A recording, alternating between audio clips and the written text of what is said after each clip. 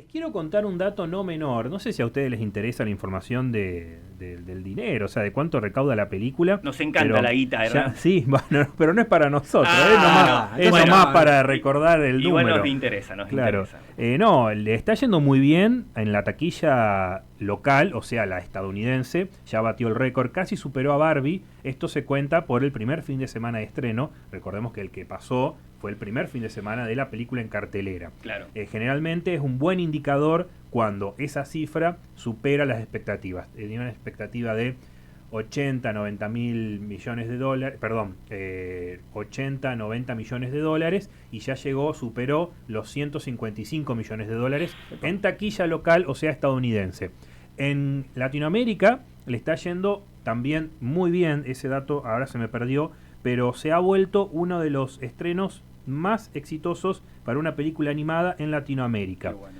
siendo superada únicamente por lo que fue Avengers Endgame, que no es una película animada, pero bueno, es uno de los estrenos más exitosos que ha tenido Argentina, teniendo en cuenta que no, esto de contar la cantidad de entradas vendidas en números no se hace desde el comienzo del cine en Argentina. O sea, no sabemos si en la década de los 70, de los 80, de los 90 hubo alguna película quizás más taquillera, claro, porque esto de las estadísticas y de contar las entradas es algo relativamente nuevo.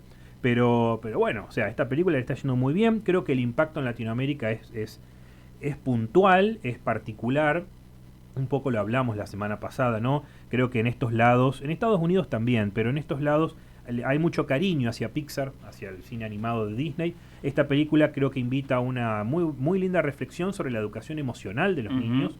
Muchas personas ya nos están preguntando para funciones, para escuelas, para realizar actividades luego, y la verdad que es muy divertida. A mí me llamó mucho la atención. No quiero juzgar ni nada, pero bueno, tengo como experiencias negativas yendo a ver películas donde hay muchos niños que por ahí no están tranquilos, están eufóricos, muy intensos, gritando, y yo que soy por ahí una persona que le gusta ver la película detenidamente, con tranquilidad, a veces me altera un poco. Pero me sorprendió la atención que los niños brindaban a la película, al punto tal de que un silencio y un respeto que no recuerdo haberlo visto en este tipo de películas en el pasado. Bueno, claramente un logro de entonces de la película en sí, el hecho de captar la atención de esa manera, digamos, y que termine siendo interesante para los pibes y para los grandes. Sí, o sea, que se rían cuando se tienen que reír, o sea, cuando la película es graciosa, en un momento la película se pone, como todas las películas de Pixar, de Disney, más emotiva,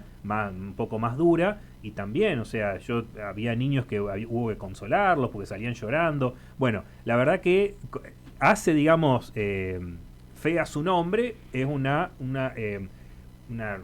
¿cómo decirlo? Una montaña rusa de emociones. Bien, la película, justamente porque son estos personajes que van apareciendo en la mente de la protagonista. También, si llegan a ganar las entradas, esto, bueno, ustedes van a ir mandando ahora a continuación con qué emoción agregarías. Recuerden que también la pueden usar para otras de las películas que están en cartelera. Matrix ya quedan los últimos días. La volví a ver anoche y la verdad que una locura. Esto hay que decirlo, hace mucho que no la veía, muy linda copia, pero ya son los últimos días de Matrix en cartelera y continúa y va a continuar una semana más La Inocencia, la última película de este realizador japonés, Korida. Muy muy interesante. Monster es el nombre de la traducción original. La película ya es más para adultos, un thriller de misterio psicológico, pero muy muy buena la película. De todas formas, las entradas que estamos sorteando pueden usarlas para cualquiera de estas películas. Yo recomiendo intensamente.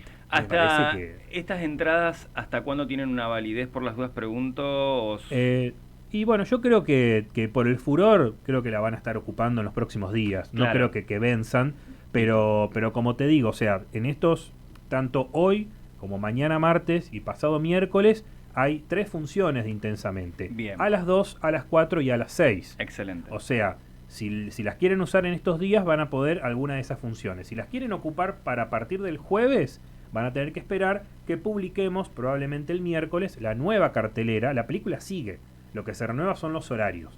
Recuerden que el Cine América solamente cuenta con una sola sala. Bien. No es un complejo aún todavía. Así que, bueno, hay que organizar las proyecciones. Además, todos los jueves se estrena una película nueva en Cineclub. Hay toda una programación que se tiene que articular. Bien. Por eso recomendamos estar, y por eso quería mostrar también las imágenes del Instagram, porque allí es donde subimos toda la cartelera día a día.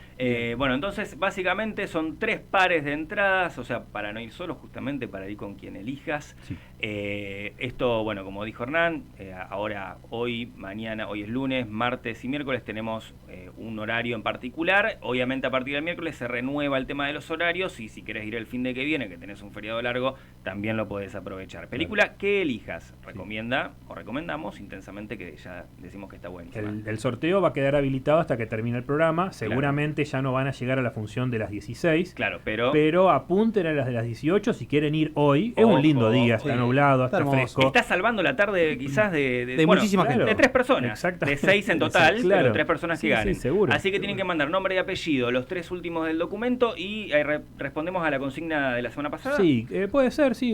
¿Qué emoción agregarías a la mente, a tu propiamente? A tu mente, claro. O qué emoción tenés que sentís que por ahí en la primera película faltó, y quieras agregar, o que digas, ponemos 2 en vez de 2 de ansiedad, y no 1, porque con uno no alcanza. Un amigo que estudia filosofía me tiró una, pero es muy depresiva para decir, en este horario, de protección al menor, claro. Listo, okay. La emoción de que todo es en vano.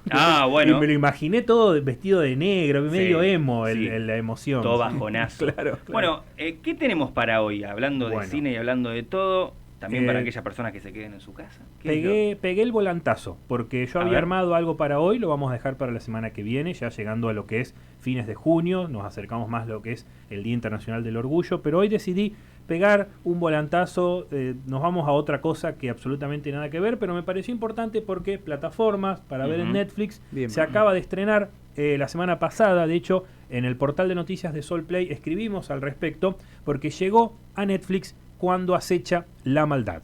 Esta película es terror, para clásicos de terror, para fanáticos del terror. Creo que a Maca no le va a gustar, por lo que tengo entendido, a mí tampoco, no es de su agrado el género. Sí, bueno. Yo lo veo con la luz prendida. Entonces sí, bueno. 12 al mediodía. Yo diría que es para ver de noche esta película. Es una película argentina. El cine de terror argentino, yo creo que tenemos como espectadores una deuda con este género, porque no ha sido muy bien recibido. Generalmente se lo critica mucho, pero marcó historia. Cuando acecha la maldad, de Demián Rugna, que en el 2017 había dirigido una que se llamó Aterrados.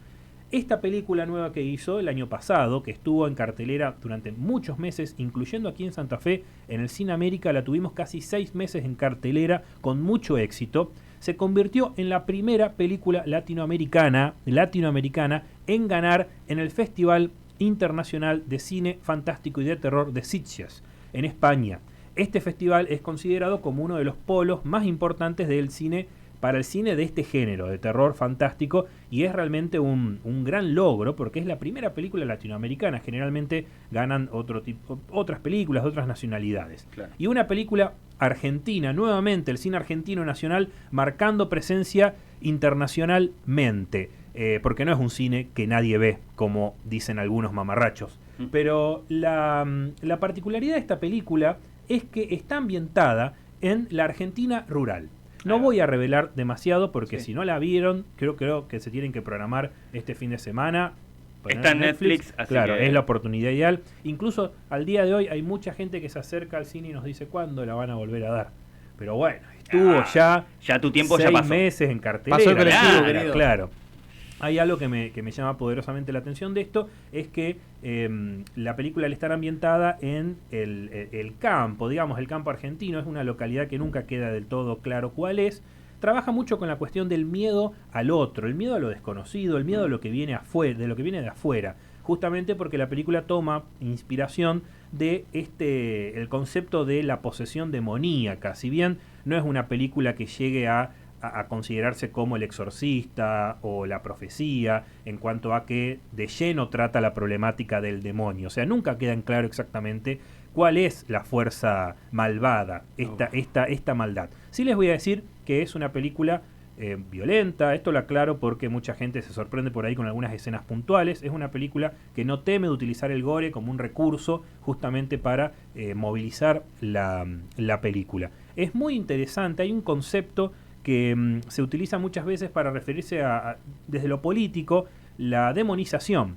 Y me parece que el director, incluso en entrevistas posteriores que dio a fines del año pasado, un poco él intentó subirse a esta idea de que su película en realidad es una clara referencia a lo que está sucediendo en Argentina, con, bueno, un montón de violencia en creyendo, un montón de situaciones que se están desbordando y saliendo de control. A mí me parece que a mí no me gusta tanto cuando el director baja línea, sino que me gusta más cuando el espectador es libre de pensar lo que quiera sobre la película, pero el concepto de demonización surge justamente, no tiene nada que ver con los demonios en sí, sino es un concepto que fue acuñado por la Iglesia Católica justamente para señalar a los enemigos políticos y hacerlos creer a los partidarios de que ellos son los causantes de todos los problemas habidos y por haber. Por eso deben ser eliminados. Lo irónico es que en sociedades más antiguas, como por ejemplo, esto habla de, pienso en Cuba, por ejemplo, porque hay varias películas que tratan esta problemática, antes de la llegada de los españoles que imponen este sistema de creencias, los demonios para los cubanos, los primeros cubanos, no era lo que hoy por hoy conocemos como demonio, un diablito que viene a hacer el mal, sino rojo, todo lo contrario. con la cola. Claro, el demonio eran entidades que les servían a ellos para entender un montón de situaciones que se daban, desde por qué llueve hasta por qué de noche no hay luz. Claro, si vamos al caso, es un poco como las sociedades antiguas han buscado explicar cosas, la tormenta, y por eso también la invención a través de la humanidad, digamos, de diferentes dioses y demonios también, ¿no? Exacto. La película da cuenta de esto justamente porque está ambientada en una suerte de realidad, llamémosla paralela, donde existe algo que se llama los embichados. Los embichados pareciera ser como una especie de virus, de epidemia, que en realidad nunca termina de ser explicado como tal, sino que una vez que vos estás contaminado, la característica es que vas a hacer el mal. Vas a hacer el mal a las personas que te rodean, a las personas que vos amás. Y el desconocimiento de este mal, de este virus, justamente se produce en un momento de la película, y ya prometo que no revelo más, que tampoco es el spoiler, o sea, no es que te arruina la experiencia de la película, sino que en un momento dado dan a entender que puede ser algo que proviene de la gran ciudad. Ahí va. Y que como lo vienen trayendo ahora al campo, nos vienen y nos arruinan a nosotros nuestra sociedad perfecta. Bueno, es una película para analizar, es muy interesante. Amantes del terror que no la hayan visto, véanla. Si no la han visto, y si la han visto, vuélvanla a ver si les interesa. Llegó a Netflix y ya se volvió, no estoy seguro, pero creo que ya está en el top. En el top. Sí, seguramente. Es de lo más visto en el momento. Y para una película argentina también es un logro, porque como les decía, el cine de terror argentino ha tenido una historia medio... Creo que nunca llegó a su apogeo. El cine fantástico, el cine de terror. Yo creo que hay muchos directores muy buenos, como por ejemplo otra película que está en Netflix, Historia de lo Oculto, una película de Cristian Ponce. Quizás, Fede, a vos te suena Cristian Ponce porque es el creador de Frecuencia Kirlian, este suerte de podcast hecho serie animada, bueno, también que basa en el cine de terror, en el cine fantástico. Una película muy interesante que lo que tiene muchas veces es que es muy referencial el cine de terror argentino. O sea, uno que ve estas películas se da cuenta que han visto estos directores, estos realizadores, para generar este tipo de películas, con recursos muchas veces independientes, recursos módicos. Te das cuenta qué tipo de cine han consumido. Igual si te das cuenta por ahí, todo el mundillo del terror y el suspenso, que, bueno, entiendo que serían dos categorías distintas. Por ahí a veces, viste la frase menos es más, o sea, cuando por ahí se utilizan menos recursos, yo me acuerdo, no sé, algunas películas como la del proyecto, no me sale el nombre. De la bruja de Blair. Exacto, que es una camarita, tuk, tuk, tuk, y con eso se ha generado una tendencia, digamos, de que después obviamente muchos han imitado, pero esto de menos es más, digamos, por ahí a veces en el terror sucede que da mejores frutos. Sí, ¿no? tal cual. Bueno, también pasa, perdón, Hernancito, también pasa, creo que el tema del campo, porque bien lo contabas, es una película ambientada en lo que es lo rural, un pueblito, la gente que vive en el campo. En el campo se habla mucho de cosas que se ven a la noche, ruidos que se escuchan, cosas paranormales. Yo te digo, si va a pasar una noche al campo, escucha de todo, y te digo que si te haces la cabeza y maquinás, es jodido. Y ambientar una película de terror a esto, yo no sé si a algún tambero le recomiendo que mire Cuando acecha la maldad. Quizás ha visto cosas peores. Quizás ha visto cosas peores, pero bravo. Bueno, el dato que no tengo, porque creo que no está... A ver, uno ve la película y piensa que claramente debe estar inspirada en algún folclore local o en algún folclore de la región. Yo no he encontrado ninguna pista que me diga está basada en esta leyenda o en este relato urbano, pero hay algo de eso también. Hay algo de eso, incluso pasa que es contar demasiado de la película ya y no quiero que claro, no, está perfecto. Pero hay una cuestión con esto del relato oral dentro de la película, cómo se manifiesta la maldad dentro de la película, y yo creo que el elemento catalizador es la violencia. Es la violencia que tiene la película, es la violencia utilizada como un elemento, y también justamente porque la persona que está, entre comillas, embichada, es la persona que sucumbe hacia la violencia y proyecta la violencia hacia los demás. Quizás es algo que ya tenemos adentro y esto simplemente nos ayuda a sacar nuestra verdadera naturaleza. Pero esto que decía Fede de menos es más, es, creo yo, lo que mejor define a Historia del Oculto de Ponce, porque es una película que a mí me parece fantástica. Estas dos películas, Historia del Oculto, del 2020, fíjense, plena pandemia era, o ya estábamos entrando en la pandemia. Estamos empezando. Claro, y ahora Cuando acecha la maldad del año pasado son películas que creo yo podrían llegar a encaminar una identidad propia del cine argentino de terror, algo que estaba faltando, creo yo, en nuestro país. Si bien ha habido ejemplos muy interesantes, qué sé yo, Leonardo Fabio, Nazareno Cruz y El Lobo, tiene muchos elementos de terror. Esto del folclore local, ¿no? Con el lobizón, el noveno hijo varón. Bueno, hay toda y con todo lo que implica el cine de Fabio, de gran peso, de gran magnitud. Y ha habido, ni hablar el Narciso Ibáñez Menta, una figura emblemática del cine español y argentino, el Vincent Price argentino, como se lo conocía.